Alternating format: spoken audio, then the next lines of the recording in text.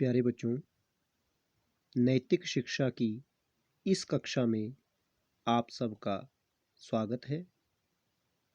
अब हम 8वीं कक्षा की पाठ्य पुस्तक नैतिक शिक्षा भाग 8 के पाठ 1 के बारे में पढ़ेंगे। पाठ 1 नाम है ओम ध्वज, अर्थात ओम नामक झंडा। ध्वज का अर्थ होता है झंडा। तो पाठ को शुरू करने से पहले सबसे पहले चर्चा करते हैं पाठ्य पुस्तक के नाम के बारे में। जैसे कि नाम से ही स्पष्ट है, नैतिक शिक्षा अर्थात नैतिकता की शिक्षा, वह नैतिक शिक्षा होती है। दूसरे शब्दों में कहा जाए तो आत्मनः प्रतिकूलानि परेषां न समाचरेत, अर्थात जो व्यवहार हमारे प्रतिकूल है वह व्यवहार हमें दूसरों के साथ नहीं करना चाहिए। यह नैतिक शिक्षा के व्यापक अर्थ में आता है, अर्थात हमारा व्यवहार दूसरों के प्रति कैसा होना चाहिए, यह सीखना भी नैतिक शिक्षा ही है। तो नैतिकता की शिक्षा, नैतिक शिक्षा। अब पाठ 1 को पढ़ते हैं। ओम ध्वज, ध्वज का अर्थ झंडा, ओम नामक ध्वज। अब उस ओम ध्वज के महत्व के बारे में लिखते हुए कवि कहता है, जयति ओम ध्वज व्योम विहारी, अर्थात व्योम विहारी।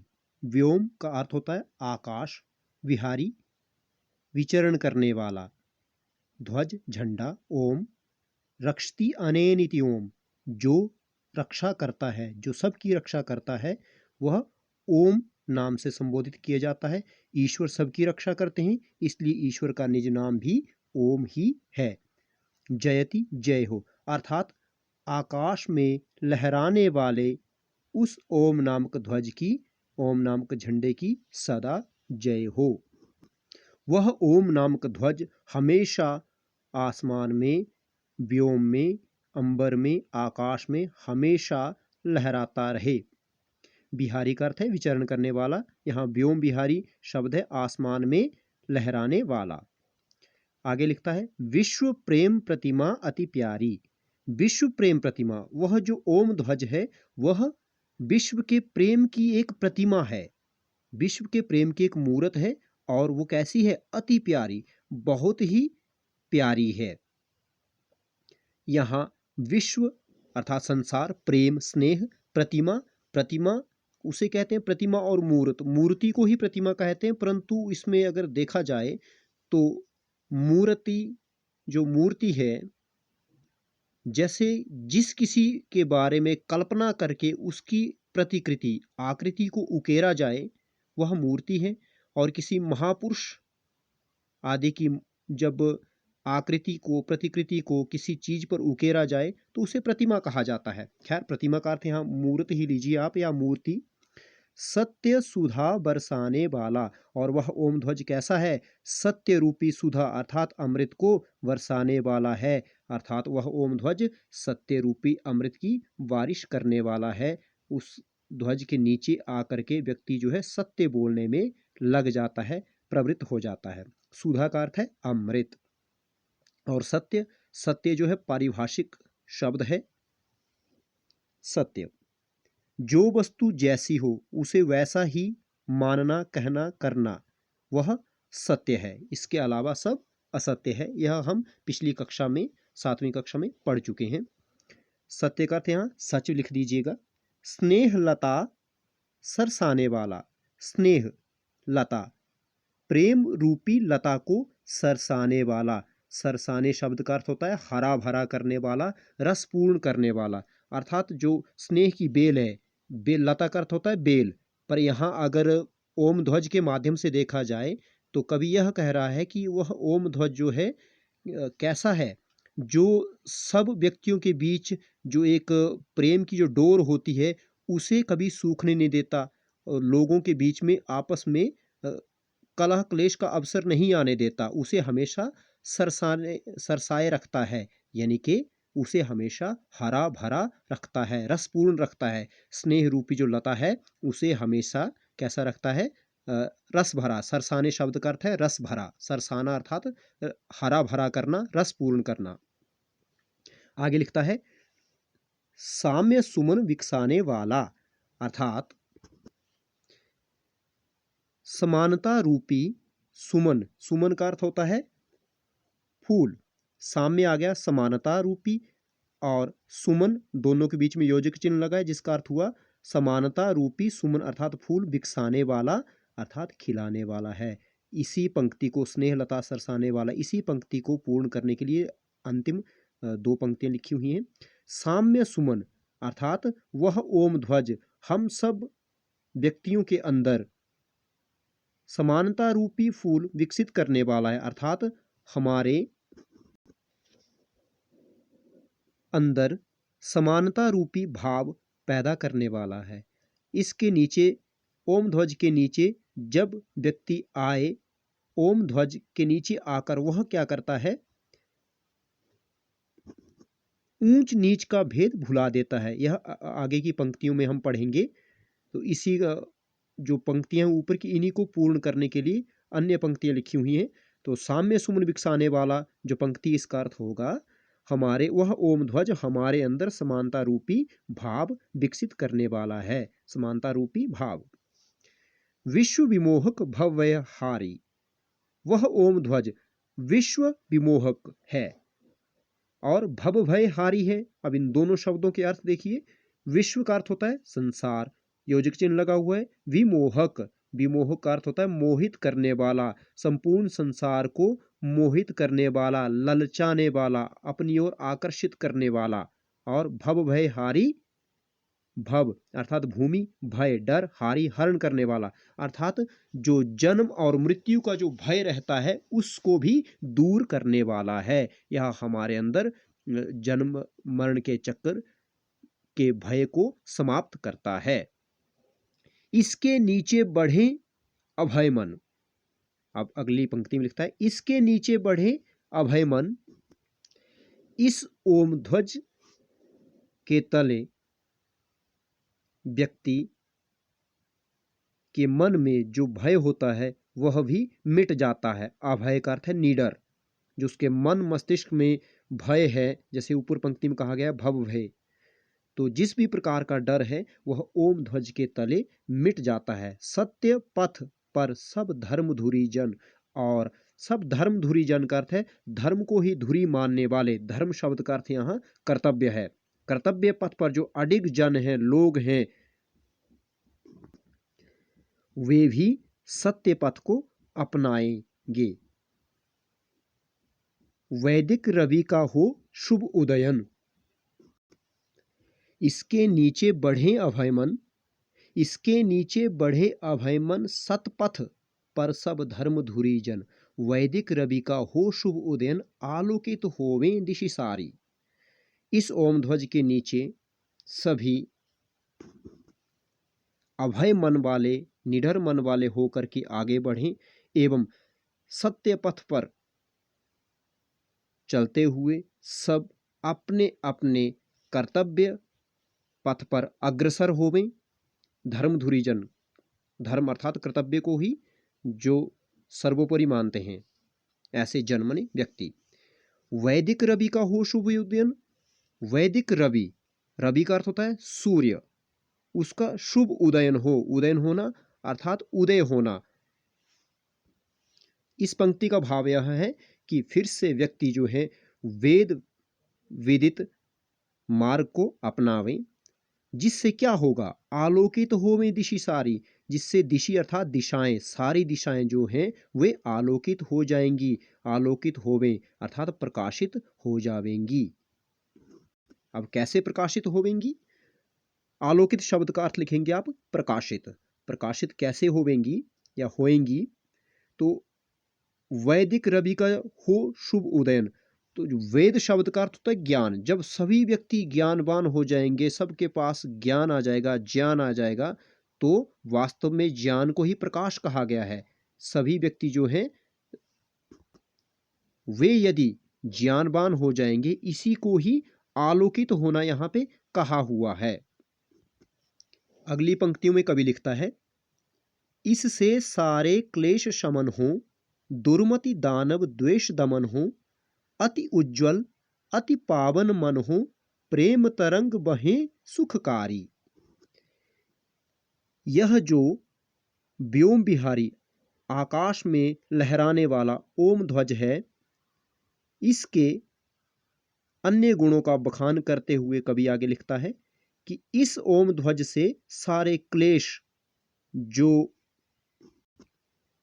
दुख कष्ट होते हैं, वे शमन हों। अर्थात इस ओम ध्वज से सारे दुख कष्ट जो है वे शांत हों।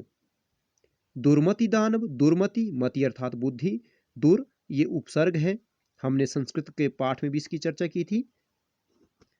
तो दुर्मति का अर्थ हुआ बुरी बुद्धि वाले। दानव द्वेष दमन हो, इन दुर्गुणों की बात की गई है। दुर्मति, दानव और द्वेष, इनका दमन हो अर्थात ये समाप्त हो जाएं। इससे अति उज्ज्वल, बहुत अधिक चमकदार, अति पावन और बहुत अधिक पवित्र मन हो, यानी कि मन होवे। प्रेम तरंग बहे सुखकारी, जिससे क्या होगा, सबके मन में एक प्रेम की तरंग जो है, लहर जो है वह बहेगी। और वह लहर जो है कैसी होगी, सुखकारी, सुख देने वाली, यानी कि सुभग अर्थात सुखदायक। अगली चौथे पैराग्राफ में लिखता है, इसी ध्वजा के नीचे आकर, जिसकी चर्चा हमने पहले की थी, इसी ध्वजा अर्थात पताका यानी कि झंडे के नीचे आकर ऊंच नीच का भेद भुलाकर, अर्थात समता रूपी भावना को लाकर, ऊंच नीच का भेद जहां कुल मिलाकर के भुला दिया जाए, जहां सबकी भाव जो हैं, विचार जो वो एक समान हो, सबके अंदर समानता की भावना आ जाए। मिले विश्व मुद मंगल गाकर, और विश्व मुद मिले अर्थात सारे संसार की प्रसन्नता, मुद का अर्थ होता है प्रसन्नता, सारे संसार की प्रसन्नता मिले। कैसे मिले, मंगल गाकर, कल्याणकारी गीत गाकर, अर्थात सब लोगों को कल्याणकारी रास्ते पर ला करके जो खुशी मिलती है वह सारे संसार की खुशी के बराबर है। इस लिखता है, मिले विश्व मुद मंगल गाकर, यानी कि विश्व मुद मिलता है, विश्व की, सारे विश्व की जो प्रसन्नता है वह मिलती है, मानो सारे संसार की खुशियां हमारी झोली में आ गई हो, ऐसी प्रसन्नता मिलती है मंगल गाकर, सबके बारे में कल्याणकारी सोच रख करके अथवा सबका कल्याण करके।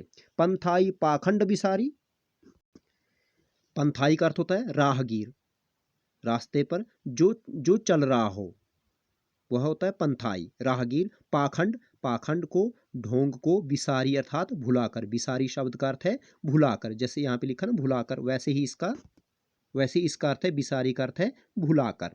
तो कहने का मतलब यह हुआ, इन दो पंक्तियों का भाव यह है कि पंथाई जो राहगीर हैं, जो हम हैं, वे पाखंड को भुला करके यदि सब लोगों के बारे में मंगल कामना करेंगे, सबके कल्याण के बारे में सोचेंगे, तो क्या होगा, उन्हें विश्व मुद प्राप्त होगा, सारे संसार की खुशियां प्राप्त होंगी। यह कवि यहाँ कह रहा है। आगे लिखा है कवि ने, इसी ध्वजा को लेकर कर में भर दें वेद ज्ञान घर घर में, सुभग शांति फैले जग भर में, मिटे अविद्या की अंधियारी। अर्थात जिस ओम ध्वज की हमने अभी बात की, जिसके गुणों के बारे में हमने पढ़ा, अब उसी को आगे बढ़ाता हुआ, उसी बात को आगे बढ़ाता हुआ कवि कहता है कि उसी ओम ध्वज को यानी कि उस ओम ध्वज को हाथ में लेकर के, कर का अर्थ होता है हाथ, उस ओम नामक ध्वज को हाथ में लेकर हम क्या करें, वेद ज्ञान को घर घर में भर दें। अर्थात जो सच्चा ज्ञान है, अच्छा ज्ञान है, जो लोगों की भलाई करने वाला ज्ञान है, उसे घर घर में भर दें, अर्थात घर घर फैला दें, सब लोगों को जागरूक करें।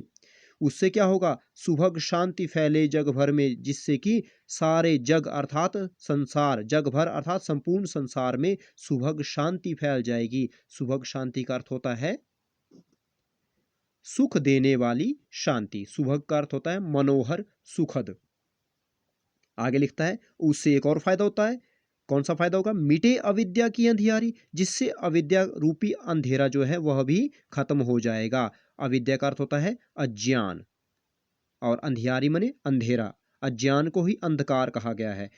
यदि कहता है हम वेद ज्ञान को घर घर में भर देंगे तो उससे क्या होगा, संपूर्ण संसार में सुख देने वाली सुखद शांति फैल जाएगी और अविद्या रूपी जो अंधकार है वह भी मिट जाएगा।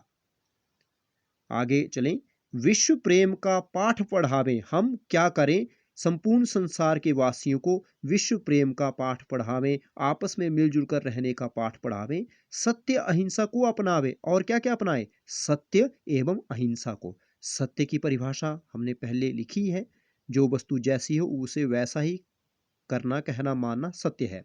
अहिंसा, अहिंसा का क्या अर्थ है, किसी भी प्राणी को मनसा वाचा कर्मणा कोई नुकसान ना पहुंचाना, यानी कि मन से, वाणी से और कर्म से कोई नुकसान ना पहुंचाना, यानी अपने शरीर से कोई नुकसान ना पहुंचाना अहिंसा है। किसी को भी कष्ट ना देना, वह अहिंसा कहलाता है।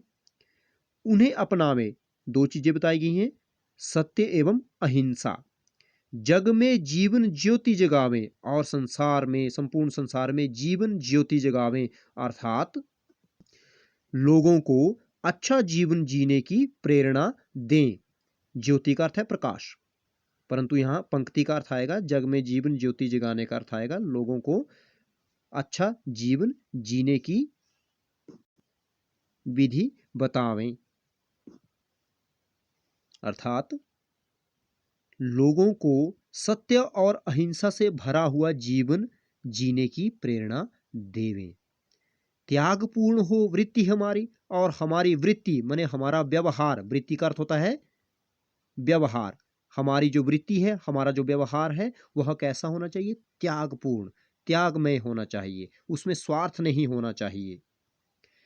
आर्य जाति का सुयश अक्षय हो, और जो आर्य जाति है, आर्य शब्द का अर्थ होता है श्रेष्ठ। जो लोग श्रेष्ठ हैं, अच्छी सोच वाले व्यक्ति हैं, उन्हें आर्य कहा जाता है। ऐसे जाति शब्द का यहां अर्थ है,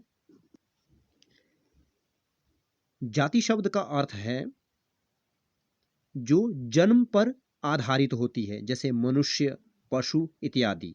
तो आर्य जाति यहां कहा गया है श्रेष्ठ पुरुषों की जाति का सुयश अक्षय हो, उसका जो सुयश है, अच्छी कीर्ति है, वह अक्षय हो, वह निरंतर बना रहे।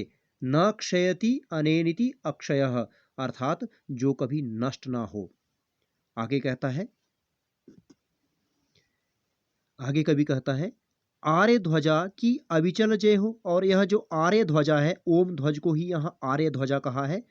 ध्वजा पताका, ध्वज झंडा, तो उसकी अविचल जय हो। अविचल अर्थात, अविचल का अर्थ होता है अडिग, अचल, स्थिर, हमेशा बनी रहने वाली, सदा बनी रहने वाली, ऐसी जय हो जो कि हमेशा अडिग हो, स्थिर हो।